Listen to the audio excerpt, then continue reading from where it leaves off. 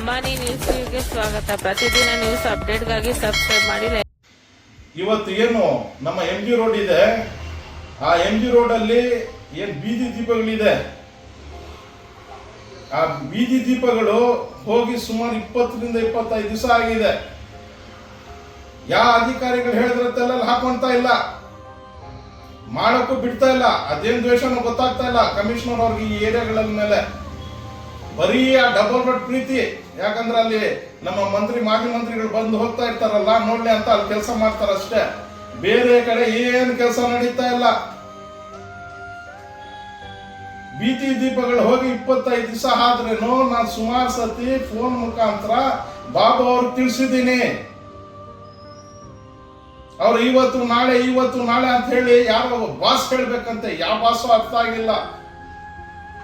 ಮುನ್ಸಿಪಲ್ಗೆ ಇರುವಂತ ಕಮಿಷನರ್ ಗೊತ್ತು ನನಗೆ, ಅಥವಾ DC ಅವ್ರಿಗೆ ಗೊತ್ತು, ಅಥವಾ ಮಿನಿಸ್ಟರ್ ಅವ್ರಿಗೆ ಗೊತ್ತು. ಇನ್ನೊಬ್ರು ಯಾರೋ ಬಾಸ್ ಅಂತೆ, ಆ ಬಾಸ್ ಹೇಳಿದ್ರೆ ಕೆಲಸ ಆಗತ್ತೆ ಅಂತೆ. ಒಂದು ಬೀದಿಗಳಲ್ಲಿ ಬೀದಿ ದೀಪಗಳು ಏನು 20-25 ಬೀದಿ ದೀಪಗಳು ಹಂಚಿದಾರಂತೆ. ಫೋಟೋ ಯಾರೋ ಎಲ್ಲೋ ಕೂತ್ಕೊಂಡು ಅವ್ರು ಹೇಳಿದ್ರೆ ಅಲ್ಲಿ ಹಾಕೋದಂತೆ. ಯಾವ ಸೀಮೆ ನಾಯ ಇದು? ಎಲ್ಲಿ ಬೀದಿ ದೀಪ ಇಲ್ವೋ ಚಿಂತಾಮಣಿ ನಗರದಲ್ಲಿ ಅದನ್ನು ಹಾಕುವಂಥದ್ದು ಕರ್ತವ್ಯ. ಯಾರು ಹೇಳೋ ಅವಶ್ಯಕತೆ ಇಲ್ಲ, ಯಾರು ತೋರಿಸುವಂತ ಅವಶ್ಯಕತೆ ಇಲ್ಲ.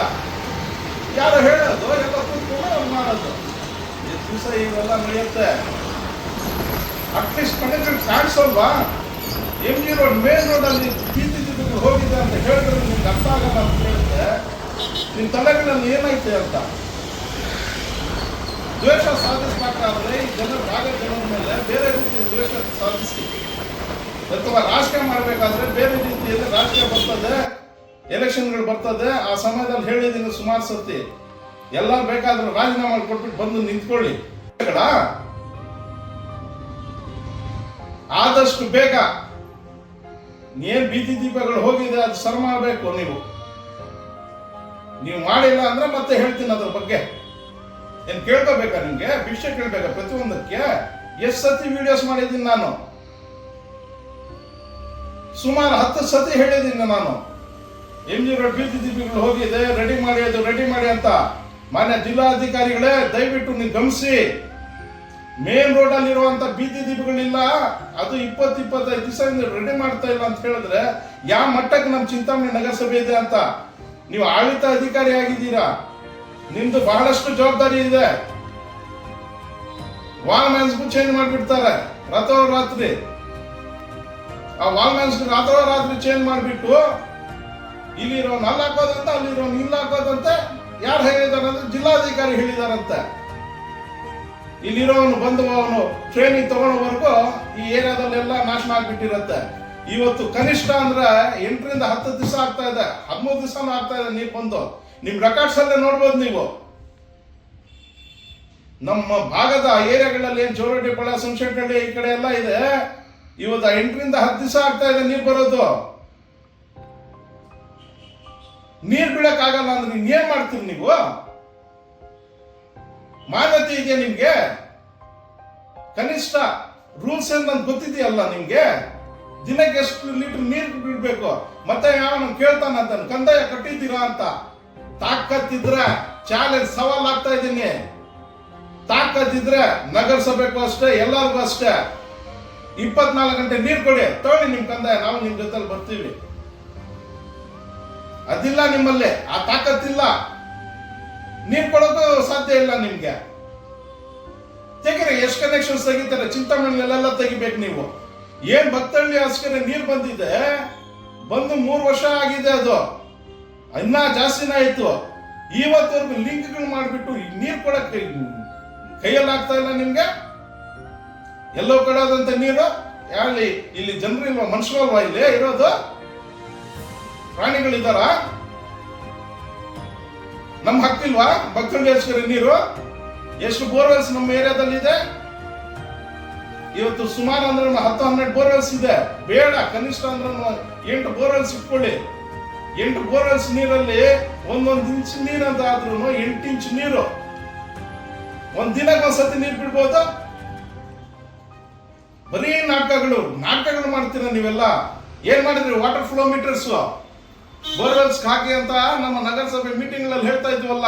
ವಾಟರ್ ಫ್ಲೋ ಮೀಟರ್ ಸೇಲ್ ಮಾಡಿದ್ದೀರಾ? ಎಷ್ಟು ಬೋರ್ವೆಲ್ಸ್ ವಾಟರ್ ಫ್ಲೋ ಮೀಟರ್ಸ್ ಹಾಕಿದ್ದೀರಾ?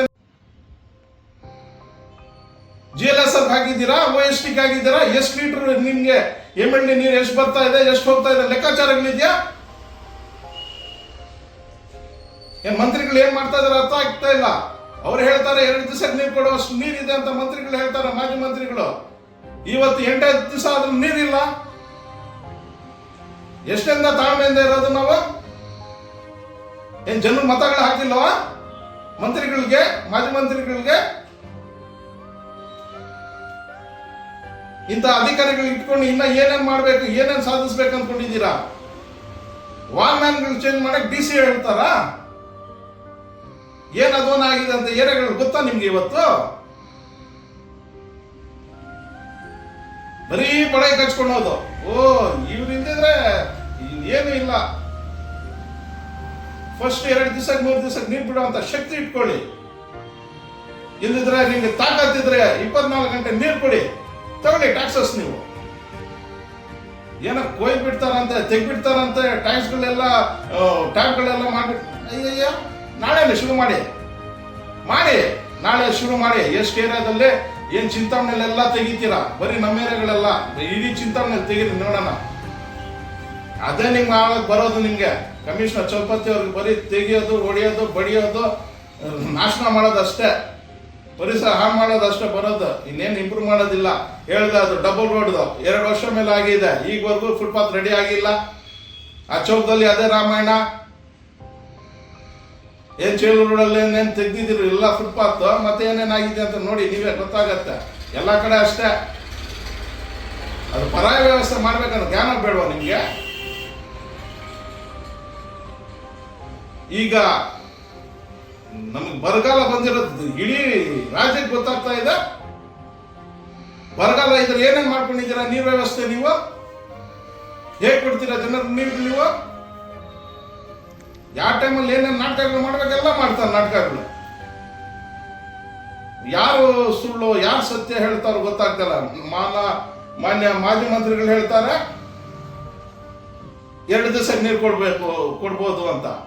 ಇವ್ರು ಹೇಳ್ತಾರೆ ನಮ್ಮಲ್ಲಿ ನೀರಿಲ್ಲ ಅಂತ. ಯಾರು ನಂಬೋದು ನಾವು?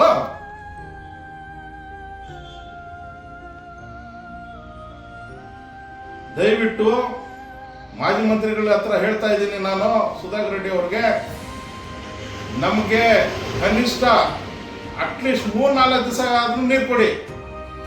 ಏನ್ ನಮ್ಮ ಸಂಶೆಟ್ಟಳ್ಳಿ, ಚೋರಟಿಪಾಳ್ಯ, ಟಿಪ್ಪು ನಗರ, ಗಾಂಧಿನಗರ ಈ ಕಡೆ ಇದೆ, ಅಟ್ಲೀಸ್ಟ್ ಕನಿಷ್ಠ 3-4 ದಿವಸ ಆದ್ರೂ ಕೊಡಿ. 5 ದಿವಸ ಆದ್ರೂ ಕೊಡಿ.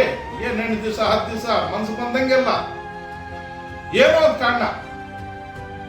ಲೈಟ್ಗಳು ಕೇಳ್ಕೋಬೇಕು, ನೀರುಗಳು ಕೇಳ್ಕೋಬೇಕು, ಕಸದ ಗಾಡಿಗಳಿಗೂ ಕೇಳ್ಕೋಬೇಕು, ಯುಜಿಟಿಗಳು ಬ್ಲಾಕ್ ಆದ್ರೆ 2-3 ದಿವಸನೂ ಕೇಳ್ಕೋಬೇಕು. ಏನ್ ಎಲ್ಲಾರು ಜನರು ಭಿಕ್ಷೆ ಬೀಳ್ಬೇಕು ನಿಮ್ಮ ಹತ್ರ? ಏನ್ ಕೋಟಿಗಳು ಇದೆ ಅಂತ ಹೇಳ್ತಾ ಇದ್ದೀರಲ್ಲ ಮಾಜಿ ಮಂತ್ರಿಗಳು. ನಾನು ಹೇಳ್ತೀನಿ, ಇಲ್ಲಿ ಯಾಮಾರಿಸ್ತಾರೆ ನಮ್ಮ ಕಮಿಷನರ್, ನಿಮ್ಗೂ ಯಾಮಾರಿಸ್ತಾ ಇದ್ದಾರೆ. ಕೋಟಿಗಳು ಇದೆ ಅಂತ ಹೇಳ್ತಾರಲ್ಲ ಅಕೌಂಟ್ಗಳಲ್ಲಿ. 4 ತಿಂಗಳಿಂದ ಸುಮಾರು 4 ತಿಂಗಳಿಂದ ಇವ್ರಿಗೆ ಸಂಬಳಗಳು ಕೊಟ್ಟಿಲ್ಲ. ಔಟ್ಸೋರ್ಸರ್ ಕೆಲಸ ಮಾಡ್ತಾ ಇರೋರಿಗೆ, ವಾಲ್ಮ್ಯಾನ್ಸ್ಗಾಗ್ಲಿ ಡ್ರೈವರ್ಸ್ಗಾಗ್ಲಿ ಸಂಬಳಗಳು ಕೊಟ್ಟಿಲ್ಲ. ಯಾಕೆ? ಜಿಲ್ಲಾಧಿಕಾರಿ ಗಮನಕ್ಕಿಲ್ವಾ? ಹೇಗೆ ಅವ್ರ ಜೀವನ ನಡೆಸೋದು? ಹೆಂಗೆ ಅವ್ರ ಮಕ್ಕಳಿಗೆ ವಿದ್ಯಾಭ್ಯಾಸ ಕೊಡಿಸೋದು? ಹೇಗೆ ಅವ್ರ ಊಟಗಳು ಮಾಡೋದು? ನಿಮ್ ಸಂಬಳಗಳು ಮಾತ್ರ ತಿಂಗಳು ಆಗ್ಬಿಡ್ಬೇಕು. ನಿಮ್ ಸಂಬಳಗಳು RTGS ಮೂಲಕ ತಿಂಗಳು ಆಗ್ಬಿಡ್ಬೇಕು. ಕಷ್ಟಪಡೋರ ಸಂಬಳಗಳು ಬೇಡ. ಯಾವ ಸೀಮೆ ನಾಯಿ? ಗಮನ ಹರಿಸಿ. ಯಾರು ಹೇಳೋದು ಕೇಳೋದಲ್ಲ. ನಾನು DC ಅವ್ರಿಗೆ ಹೇಳ್ತಾ ಇದ್ದೀನಿ, ಬರೀ ಸರ್ ನಮ್ಮ ಕಮಿಷನರ್ ಅಷ್ಟೇ 4 ತಿಂಗಳಿಂದ ಸಂಬಳ ಕೊಟ್ಟಿಲ್ಲ. ವಾಲ್ಮ್ಯಾನ್ಸ್ಗೂ ಕೊಟ್ಟಿಲ್ಲ, ಡ್ರೈವರ್ಸ್ಗೂ ಕೊಟ್ಟಿಲ್ಲ. ಸುಮಾರು ಇಂಥ ಪ್ರಕರಣಗಳು. ಹೇಳಿ ಮಾಡಿಸ್ಬೇಕು, ಪ್ರತಿಯೊಂದೂ ಹೇಳ್ಬೇಕು, ಕೇಳ್ಕೋಬೇಕು, ಭಿಕ್ಷೆ ಬಿಡ್ಬೇಕು. ಯಾವ ಸೀಮೆ ನಾಯ ಇದು? ಏನಂತ ತಪ್ಪು ಮಾಡಿರೋ ಜನರು ಇಲ್ಲಿ? ನೀವಾದ್ರೆ ಬೆಳಗ್ಗೆ ಎದ್ದ ತಕ್ಷಣ ಅಧಿಕಾರಿಗಳು ಸ್ನಾನಗಳು ಮಾಡ್ಕೋಬೇಕು, ಪರ್ಫ್ಯೂಮ್ ಹೊಡ್ಕೋಬೇಕು ಡೈಲಿ. ಇಲ್ಲಿ ಈ ಜನರು ಸ್ನಾನಗಳು ಮಾಡಬಾರ್ದು, ಒಳ್ಳೆ ಬಟ್ಟೆಗಳು ಹಾಕಬಾರ್ದು, ಚೆನ್ನಾಗಿ ಓಡಾಡಬಾರ್ದು, ಅವ್ರ ಮಕ್ಕಳಿಗೆ ಸ್ನಾನಗಳು ಮಾಡಬಾರ್ದು. ಸಿಲ್ಟ್ ಎತ್ತಾರೆ, ಯಾವ್ದೋ ಮಿಷಿನ್ ಬಂದ್ಬಿಟ್ಟಿದೆ, ನನ್ನ ಚಿಂತಾಮಣಿನ ಮಾದರಿ ಆಗ್ಬಿಡತ್ತೆ, ಇಲ್ಲೇ ಟ್ರಯಲ್ ಬೇಸಿಸ್ ನಡೆಸ್ತಾರೆ ಅಂತ ಹೇಳಿದ್ರು ನಮ್ಮ ಮಾಜಿ ಮಂತ್ರಿಗಳು. ಒಂದು ಬಾಂಡ್ಲಿ ಸಿಲ್ಟ್ ಎತ್ತಿಲ್ಲ, ಯಾವ UGD ಇದ್ರಲ್ಲೂ ಆ ಮಿಷಿನ್ ಬಂದಿಲ್ಲ. ಪದೇ ಬ್ಲಾಕ್ ಆಗ್ತಾ ಇದೆ ಅಂತ ಹೇಳಿದ್ರೆ ಸಿಲ್ಟ್ಗಳು ತುಂಬ್ಕೊಂಡ್ಬಿಟ್ಟಿದೆ, ಎತ್ತಿಲ್ಲ, ಹೇಳಿದ್ರೆ ಮಾಡಲ್ಲ ಕೆಲಸಗಳು. ಇನ್ಯಾವ ಭಾಷೆಗಳು ಹೇಳ್ಬೇಕಂತ ಅರ್ಥ ಆಗ್ತಾ ಇಲ್ಲ.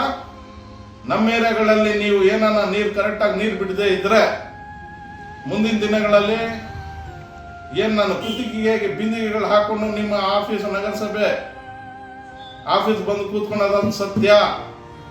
ಯಾರು ಹೇಳ್ತಾರಂತ ಪಾಪ ಕೇಸ್ಗಳು ಹಾಕ್ಬಿಡ್ತಾರಂತ. ಇನ್ನೊಂದು ನೋಡೋಣ ನಿಮ್ ಕೇಸ್ಗಳು, ಅರೆಸ್ಟ್ಗಳು, ಈ ಗುಡ್ಡು ಬೆದರಿಕೆಗಳೆಲ್ಲ ಯಾವ್ದು ಹಾಕ್ಬೇಕು ಅವ್ರಿಗೆ ಹಾಕ್ಬೇಕಷ್ಟೇ.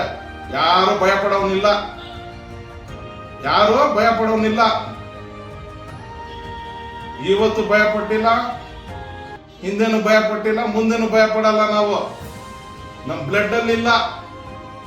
ಗುಡ್ ಬೆದರಿಕೆಗಳು ಯಾವ್ದು ಹಾಕೋಬೇಕು ಅವ್ರಿಗೆ ಹಾಕೋಬೇಕು ಅಷ್ಟೇ.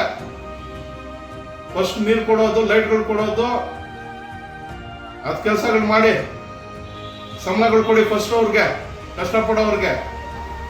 ಜೈ ಹಿಂದ್, ಜೈ ಕರ್ನಾಟಕ.